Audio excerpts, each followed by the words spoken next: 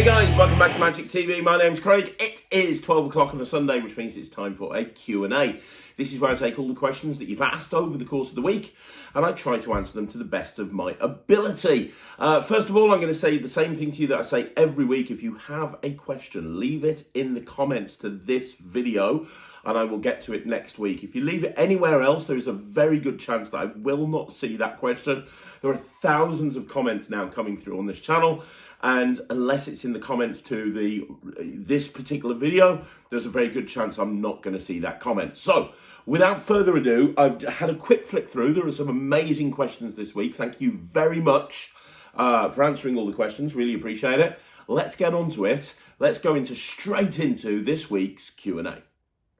Okay, so the first question is by Brandon Pierce, and Brandon says, a while ago you'd mentioned a full 52 card index that you said was better than the Advocate and was being released through Murphy's. Can you give me any more information on that?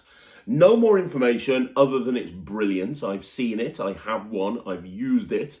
It is absolutely incredible. It's been created by, I believe, Lloyd Barnes and Javier Fuenmayor, and it's coming out soon. I don't know when. I don't know what they're waiting for. I know that it's absolutely killer. And I know they've got a whole bunch of routines with it as well.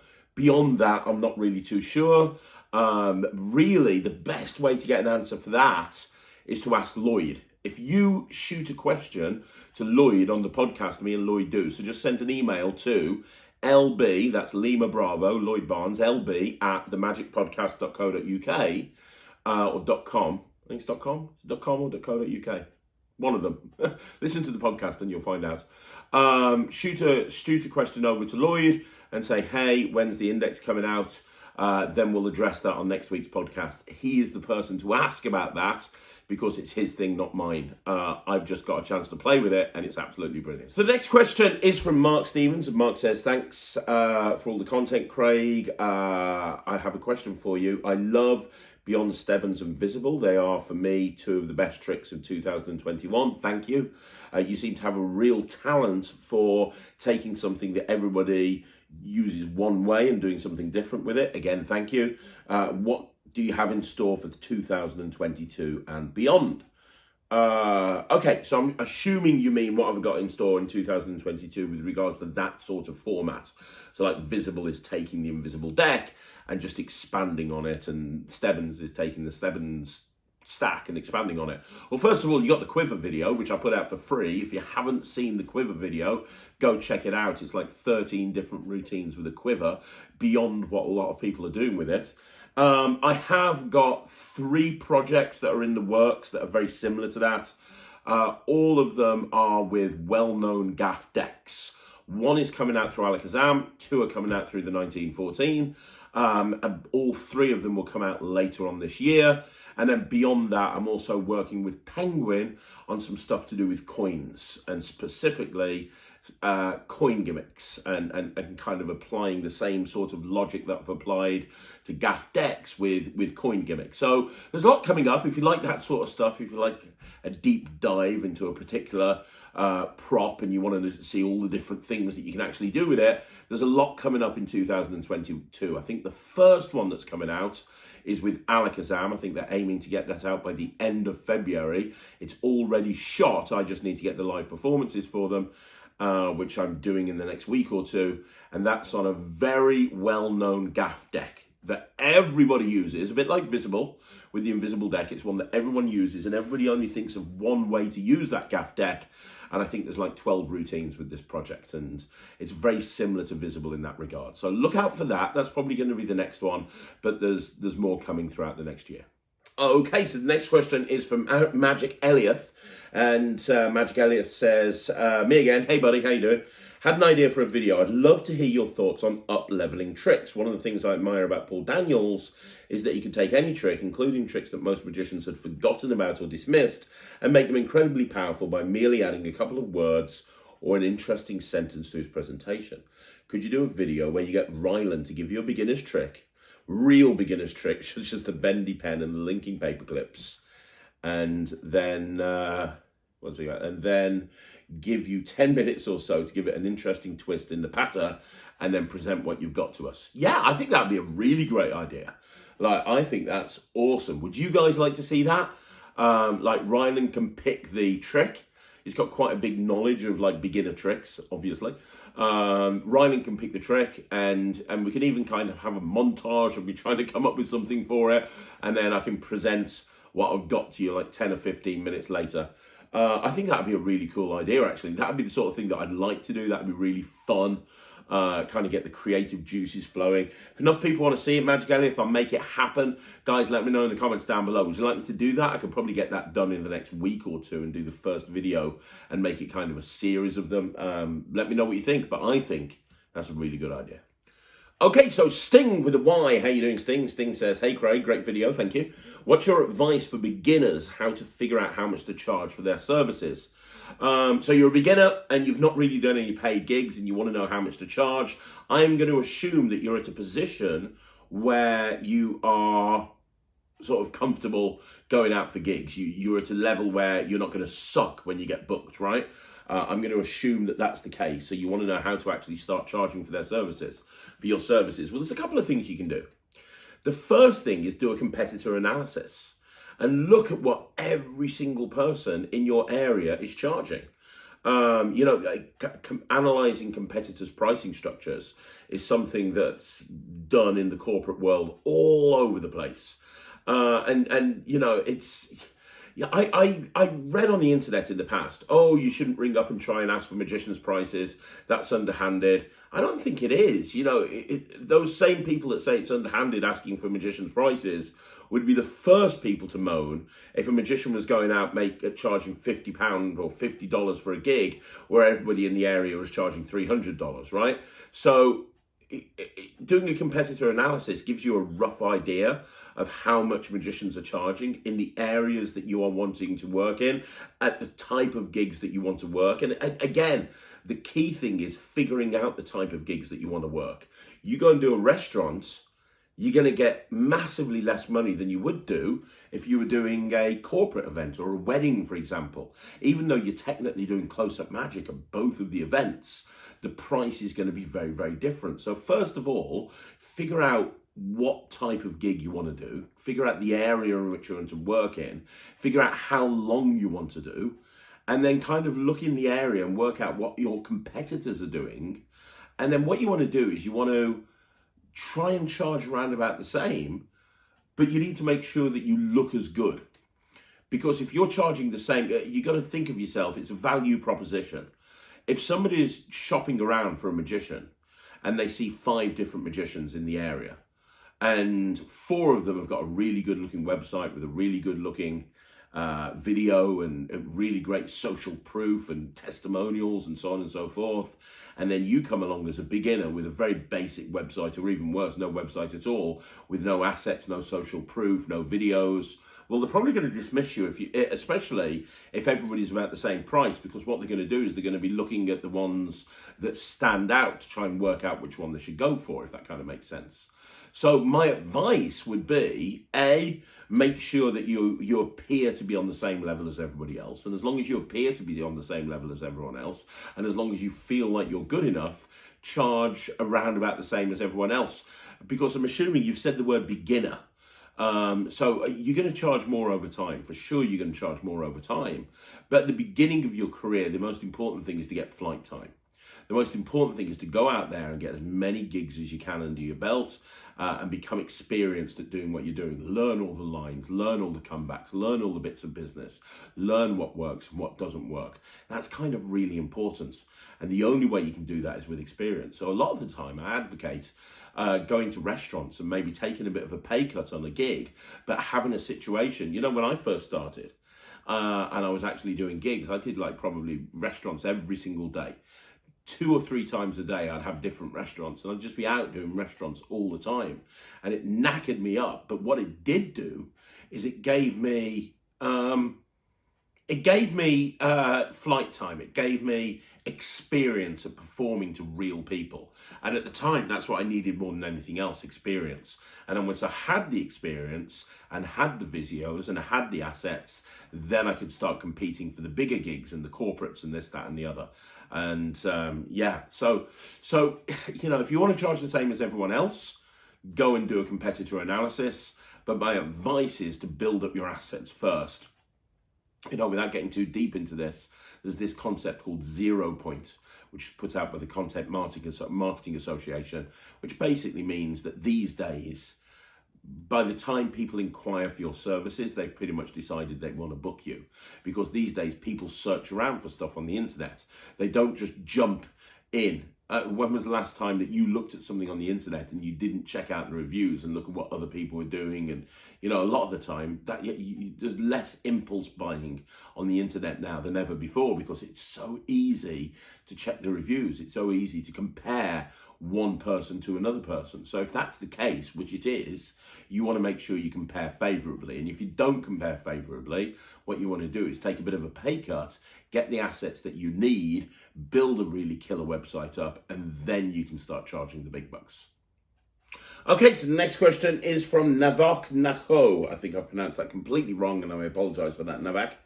I tip my hat to you, Craig. You've made me a better performer and have re-inspired my love for magic. Thank you.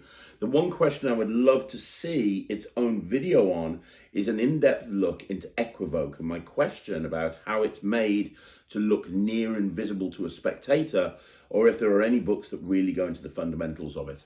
You really want to kind of go into Max Maven's material, to be honest, when it comes to Equivoke or Equivoke, I don't know. You know, magician's choice. You really want to kind of go into Max Maven. He's considered the leader in this field, and I'm pretty sure a little while ago he brought out a DVD through L&L just specifically about magician's choice and Equivoke. So that's something that you absolutely want to check out. I mean, from my point of view, I can do a video on it, absolutely not a problem. From my point of view, the key thing is it needs to look completely natural.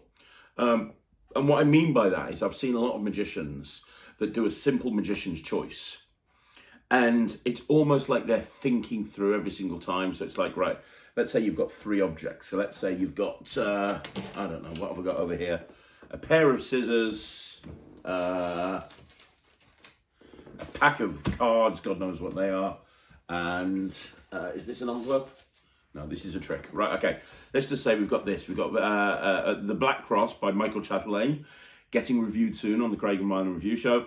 A pair of scissors and a pack of cards. Okay, so you've got these 3 things. And you want to force the scissors.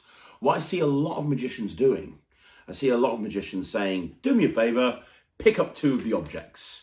Because the context here is if they pick up 2 of the objects and leave the pair of scissors, what's going to happen here is they can say, fantastic, and put those one side, and what does that leave you with the scissors? What I like to do, and it was D. Christopher that showed me this, is to say to them, look, do me a favor, with your right hand, pick up one of the objects. Now, if they pick up the pair of scissors, you're sorted. And a lot of the time that'll happen. But if they pick up the pack of cards, you can go, brilliant, and with your left hand, pick up one of the objects. Now again, let's say they pick up this, you go, brilliant. That leaves us with the pair of scissors. So in other words, you've got another bite of the cherry. Rather than going pick up 2 objects, it's more of a case of pick up one of the objects. And there's a very good chance that you might get a direct hit there. Pick up one of the objects, fantastic. Pick up another object. And if you're in this situation, you go, great, and hand one to me. And if they hand, if they hand you this, you go, what does that leave you with the scissors? If they hand me the scissors, you go, brilliant. That's a free choice, the scissors. And the key thing is you want it to look very natural. And the way to make it look very natural is to rehearse every possible outcome. Think about every possible outcome that can possibly happen. And you end up in a situation where it looks like, because the thing with Equivoke is the audience don't know, the spectator you're doing it on, they don't know what's meant to happen.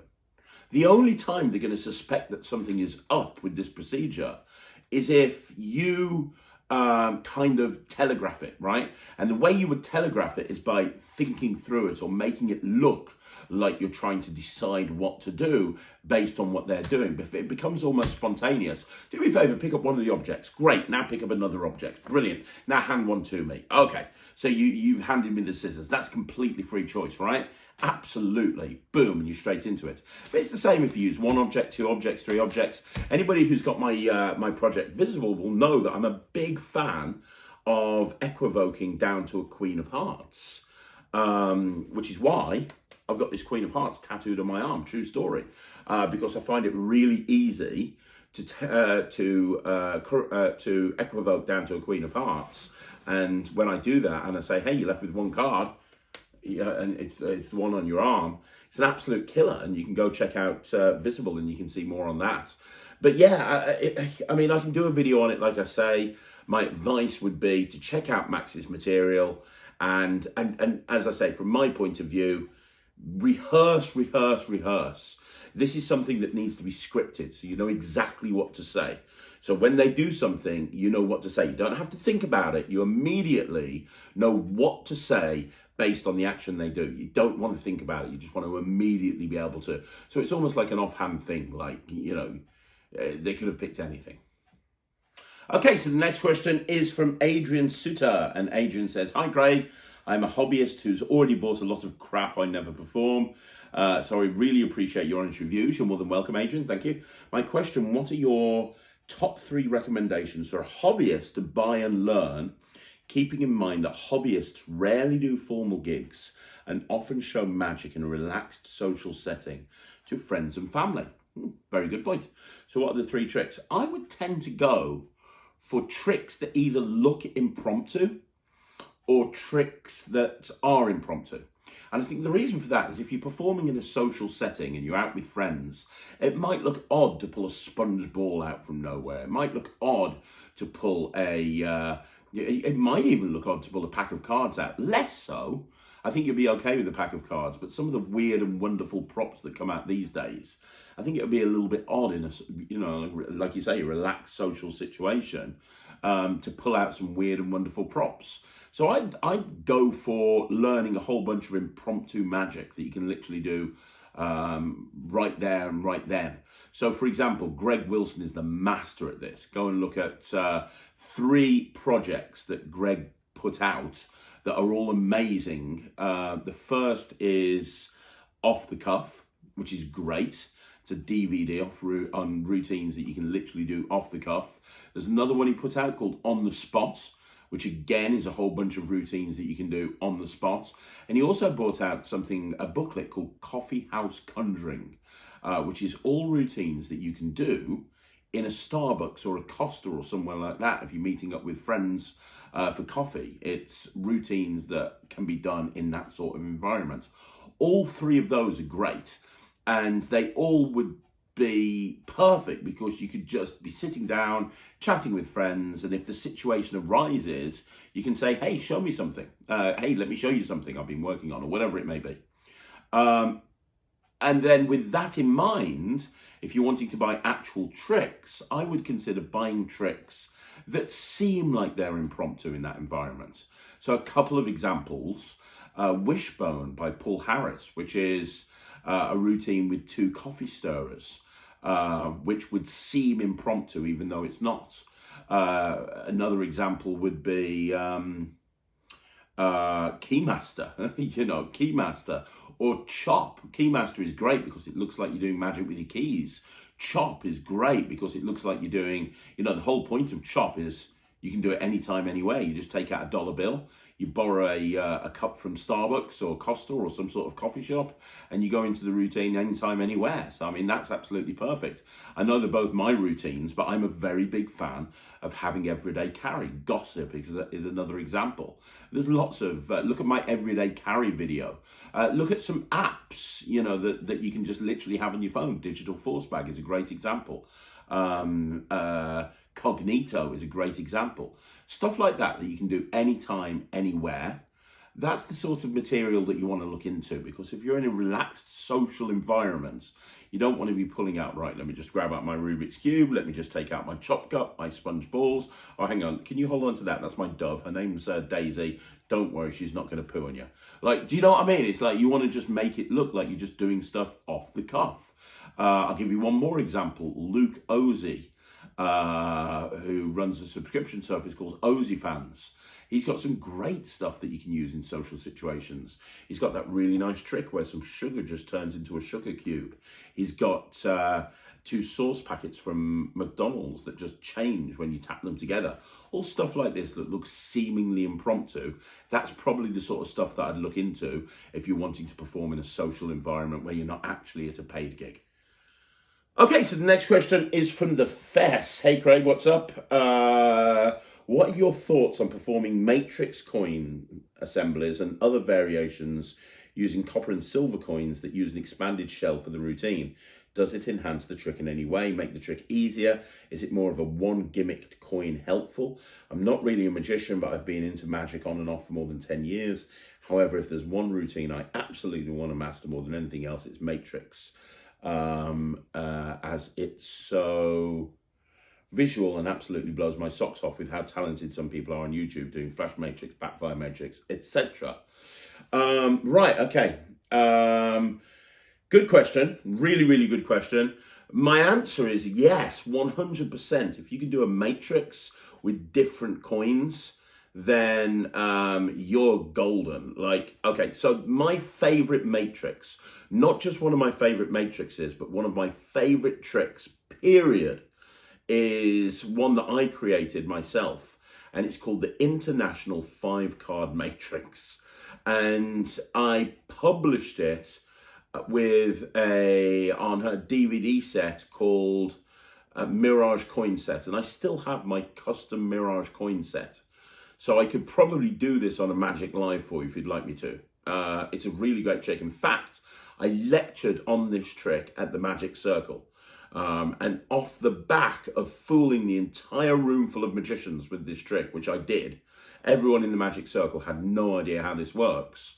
I got invited straight in at the Associate of the Inner Magic Circle. So what the International 5-Card Matrix is you had 4 different coins, different denominations. There's $50, Chinese coin, copper coin, and one other. And then you show a 5th card, which you put in the center of the matrix, and there's nothing there. And then one at a time, you make the coins disappear and appear underneath this card. And then at the end, all 4 coins appear and then immediately backfire back underneath the cards. And it was a really, really crazy trick that's very, very easy to do as well, and required the gimmicks that you got in the Mirage coin set, which you can't really get anymore, although watch this space, that's all I'm saying. But that was, for me, the best matrix ever, because the fact that you're using, and that used a shell along with a whole bunch of other gimmicks, but the shell was one of the gimmicks. But because the coins were all different denominations, it made the trick even more complicated. Not complicated, but like impossible to kind of backtrack, because if you're making a copper coin over here disappear and there's a silver coin here, how can that copper coin appear? Like, it just didn't make any sense. It's not like an extra coin would help. So yeah, you're absolutely correct. You using international coins to do a matrix is absolutely the best way to do it. Watch the Magic Lives. What I'll do is, at some point in the next week or two, I'll do the International 5-Card Matrix for you out of the Mirage coin set, because for me it was almost self-working as a trick. It's very, very easy to do, which is almost impossible for coin magic, because coin magic's normally quite difficult, but it's almost self-working, and it was really practical as well. So look out for that. I'll do that on a Magic Live soon. But in answer to your question, yes, I would definitely look into using a shell along with copper coins and silver coins to create a matrix. You're absolutely on the right lines. Think about sun and moon coins. Think about double-sided flippers, and that will kind of point you in the right direction. Okay, so the next question is from Mick, and Mick says, hey Craig, You mentioned a few weeks ago on the podcast, but I can't remember which one, that Murphy's has a wallet coming out and it's the best thing you'd seen. I'm in the market for one, so I'm thinking on waiting. If this is so good, do you have any other details? Yes, I have details, and I have some very exciting news. I do have details. It's not out through Murphy's. It's being distributed through Murphy's, but it's actually from the 1914, and it's created by Louis Lavelle. And I got the very first one in existence after Louis. Louis got one, I got the next one. And he gave it to me at the London Magic Convention. And I love wallets. I love the Nexus wallet. I love the Shadow wallet. I've got so many wallets that I'm a big fan of. This is the best wallet that I've ever seen. And the second that Louis gave it to me, I was like, oh my gosh, there's so many applications. And Louis is an incredible mentalist and had come up with some amazing mentalism applications for this wallet. And I was like, yeah, but there's so much you can do from a magician's point of view as well. And I went away and I came back and I'd like created a whole bunch of routines with this wallet, and I showed it to Dee and Louis, and I was like, look at these. And they were like, oh my gosh, we got to include those in the project. So the project, when it comes out, is like 3.5 hours long. Louis is on there teaching everything that he knows about mentalism. It's just a very disarming peek.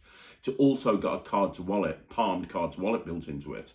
But it's also got an incredible switch that I've never seen before, which allows you to do a whole bunch of funky routines. Anyway, on the download, I went over to the 1914 shoot, and I shot like 1.5 hours, 2 hours almost worth of material. All routines that I've put together with this wallet, really unique routines, including what I think is probably one of the best card to wallets that I've ever put together. It's a card to wallet where they're holding the wallet the whole time, and it's a signed card that goes into the ID compartment of the wallet, and there is absolutely no palm. Like, it's incredible. So all of that's included on the project. Two good pieces of news. Good piece of news number one, it goes on pre-sale as of tomorrow. So as of tomorrow, the 7th of January, it goes on pre-sale. And then I believe on the Friday, it actually gets shipped. But you'll have to confirm that with Murphy's or your favorite magic dealer. But the one thing that I do know is at 9 o'clock tonight, before it even goes on pre-sale, I've got a review show special going up where I do an interview with Louis Lavelle, talking about the wallet, showing all of the features and benefits.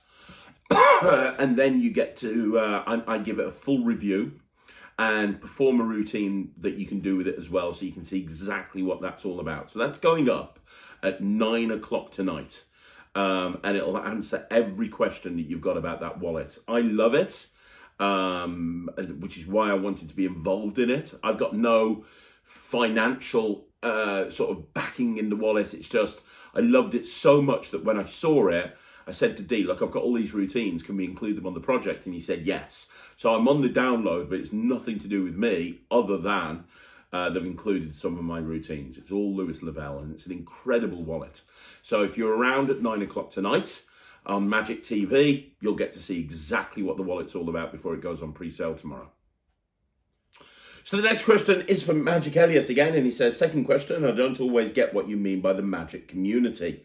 I'm not convinced there is a magic community because I don't think magic is a thing in that sense. You wouldn't have people who sing for a living talking about the singing community. Yeah, I totally get what you're talking about. When I talk about, or anybody else talks about the magic community, I talk about the collection of magicians, because even though magic is a job and there's a lot of professional magicians out there, magic is also a hobby, if that makes sense. And you don't get that in certain professions. You don't get people that do accounting as a hobby. It's a profession, right? But magic is first and foremost a hobby. There are more amateur magicians and hobbyists than there are semi-pros and pros. And all of these hobbyists and all of these amateurs and all these people that love magic one of the things about magic that I get a kick out of, and I know a lot of other people get a kick out of as well, is showing each other magic tricks. I mean, you see me at a convention, I will be sitting down at a table and I'll be waiting for people to come over, and I'll be hanging out and I'll be watching magic and showing magic. And that's what I love. I love showing magicians magic. Hopefully, if there's one thing that comes across from this channel, it's I love magic. And that's what I mean by the community. When people are talking in Facebook groups about the latest magic trick, not arguing, not bitching and moaning, but when they're talking nicely and they're helping each other, that's the magic community at its best. And sometimes the magic community can suck. Sometimes there's members in the magic community that are absolutely terrible, that are just ego-driven and out for themselves. But then there's other times that the magic community is just a wonderful thing and they're all just helping each other. So yeah, for me, the magic community is a collection of people who all have the same hobby, because for me, magic is a hobby.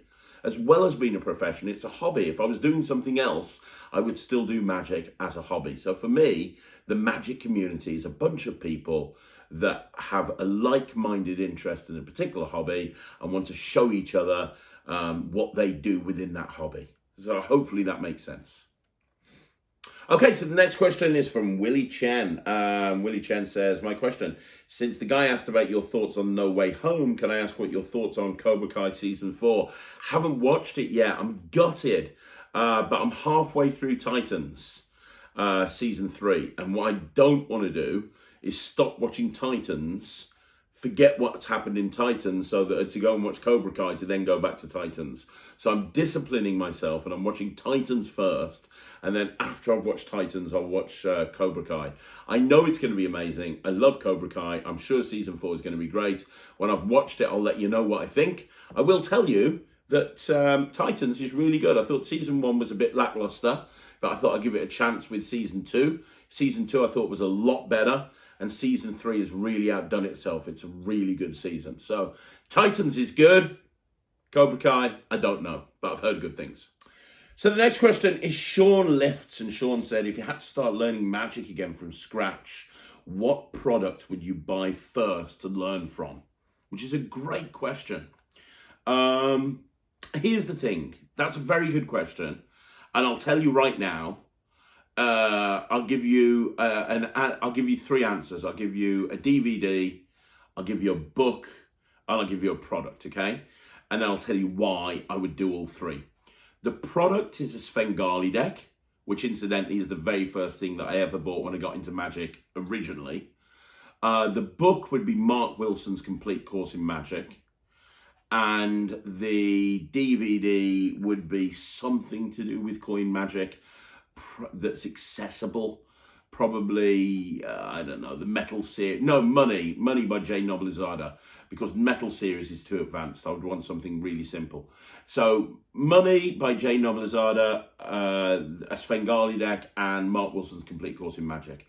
Why did I pick those three? The reason is, if I'm starting to learn magic again from scratch, that means I've forgotten everything about magic. I've forgotten about my time in the magic community. I've forgotten about creating magic, releasing magic. I've forgotten about all of that, and I'm learning again from scratch. And I think the most important thing when you first get into magic is that it's fun. You know, I see people going, oh, you first got into magic, you need to read sort of the Royal Road to Card Magic, and then read Bobo's Coin Magic, and then read Hemming Nelm's Showmanship, whatever it may be. And I'm like, seriously? You're just going to bore people to death reading those old dusty books, and they're not going to care, and they're not going to want to be in magic, and they're probably going to want to drop out. And that's the thing. Magic needs to be fun. When nobody comes into this with the mindset of, I'm going to do this as a profession, people start doing magic because it looks like an interesting hobby. They want to probably show a trick or two to their friends down the pub, or their friends at school, or whatever it may be. Nobody goes into it wanting to become the most knowledgeable magician in the world. So because of that, you want to do something that gives you instant gratification. You want to do something that you can pick up, you can do, and you can learn quickly, and then you can show your friends. You can get a good reaction from that, because that's going to entice you into Magic more. If I get a Svengali deck, and this is what happened to me when I first got into Magic. I got a Svengali deck, I practiced it, I showed people, they loved it, and then that made me want to go back and buy more Magic. It's the same with Mark Wilson's complete course in Magic. When I first got that and I was learning all of those amazing tricks from it and I was showing people tricks, it made me want to go back to the book and learn more tricks and go out and buy more books and go out and buy more products. And I think that's the most important thing. Again, it comes back from the fact that I love Magic. And because I love Magic, I wouldn't want to be putting myself into a situation where I'm trying to learn loads and loads and loads and I'm not having any fun at all. Magic is meant to be fun. It's not meant to be difficult and boring. That comes later. So because it's meant to be fun, let's make it fun. You know, give me a Svengali deck. I'll learn a Svengali deck. I'll go out, I'll blow people away, and then I'll do something else. So yeah, it'd be a Svengali deck, Mark Wilson's Complete Course of Magic, and Money by Jay Noblizada, which is one of the best DVDs on easy to master coin magic I've ever seen. Okay, so we've got another question from Magic Elliott now. I enjoyed your performance of Crystal Cleaver, thank you. It's one of my favourite 10-year tricks. My absolute favourite is Tower of Dice. My question is, do you like the trick? It would make an excellent short. I don't know, never seen it. If I have, I don't know about it. I'm going to go check it out now. I'm going to go check out Tower of Dice. Come back to me next week. I'm going to go and order one, figure out what I think of it, and I'll let you know. Okay, so the next question is from Shaken Davy. And Shaken Davy says, I find it interesting that the shorts have changed a little recently. The 2 o'clock shorts that are going up have started to become riddles. Where's the magic? Okay, that's direct and to the point. Where's the magic? I'm trying something different. One thing that I've always tried to do on this channel is I've always tried to get my finger on the pulse of what people watching the channel want and change things accordingly. So way back in the day, I used to do Marketing Mondays, where every Monday I would do something marketing related, and people hated that. Nobody ever watched it. So I changed it to the 5x5s. I dropped the rants, and even though I kind of get angry with products a little bit, I don't go full on ranty like I used to. And the shorts, here's the thing. There's a ton of people doing amazing short form content. My content is best when it's long form, in my opinion. And that's what the channel's set up for. The channel is set up to teach everybody what I know about Magic, and I can't do that in 60 seconds. Now, we do shorts and we do like quick performances, but we do the Magic Lives, which is kind of a similar thing, except I have a little bit more time to do the Magic Lives. So I've been wondering about what I can do with the shorts, and you're going to see over the next few weeks, I'm going to be trying a few different things. One of the things I'm trying is riddles. I love riddles. I look at riddles as a little bit like an allied art to Magic. You know, you've got Magic, and I love giving people riddles at gigs. You know, I just, you know, again, it comes back to my character being a bit of a trickster, and, you know, kind of having that sort of approach works like a charm for me. So I'm trying riddles at the moment.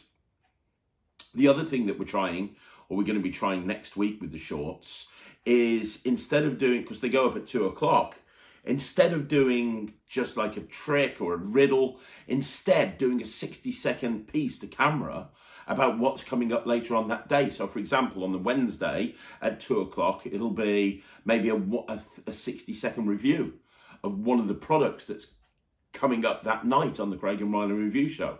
So it might be, right, okay guys, I'm going to do a 60-second review show on this right now, or whatever it may be. We're going to be changing it up a bit. I'm going to be trialing different things with the short, seeing what works, seeing what doesn't work. Will we go back to Magic? Probably. We'll probably do a few more tricks on here, but I think it's time that we started varying those up. But let me know what you think. Do you like riddles? I love riddles. Tell me what you think. Okay, so the next question is from Josh Cyan. Hey, Josh.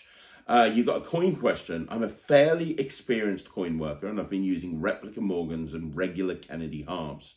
What are the benefits of investing in silver dollars, silver halves for my coin work? And separately, you absolutely deserve the accolades you receive, and can't wait for Netrix. Thank you very much. So, I don't know really. Excuse me. If you've got them worn, a lot of the silver coins are worn down, right?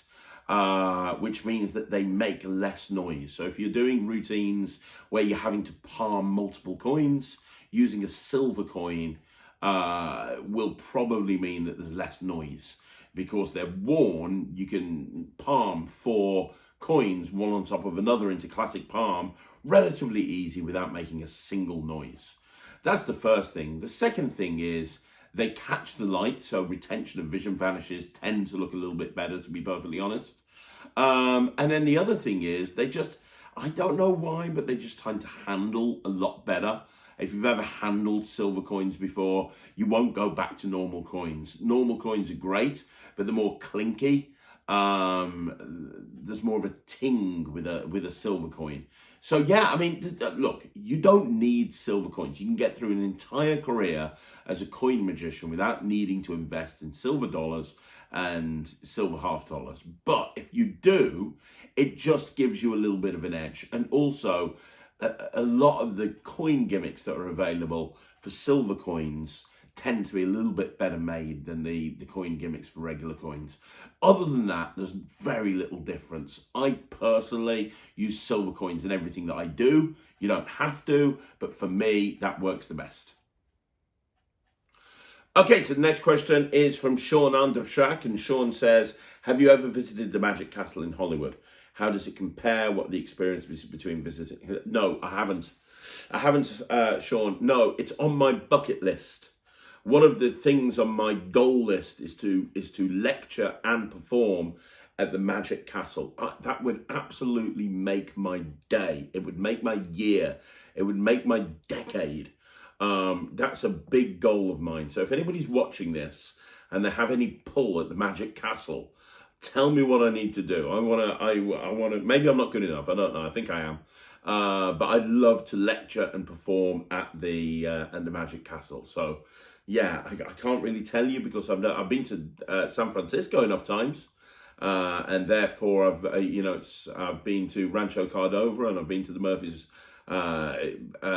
warehouse, and I've been all around there, but I've never been to the Magic Castle, not even as a guest. So I can't really answer that question, unfortunately.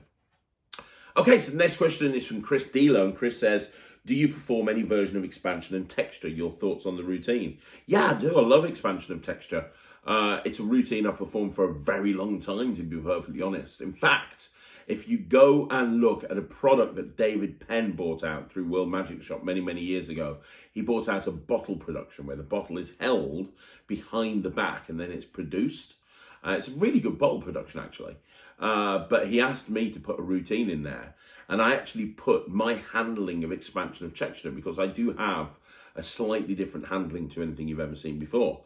And it finishes with the production of a bottle using David Penn's production gimmick. So if you want to see my routine, I'll probably post it on here at some point in the future. But if you want to see it now, go get David Penn's bottle production and you'll see my routine on there. Okay, so various people have asked the following question, or variations of the following question, which is, what's happening to Netrix? Well, that's a very good question. I'm filming this on the Thursday. You're watching it on the Sunday. And myself and my team went back into the office on the Sunday the 4th. I gave them the whole of Christmas off. So we've been kind of getting up to date with what's been going on in the last couple of weeks, because it's been very busy for us. There's been hundreds of inquiries and bookings coming in over the last couple of weeks. We've been trying to deal with all of those.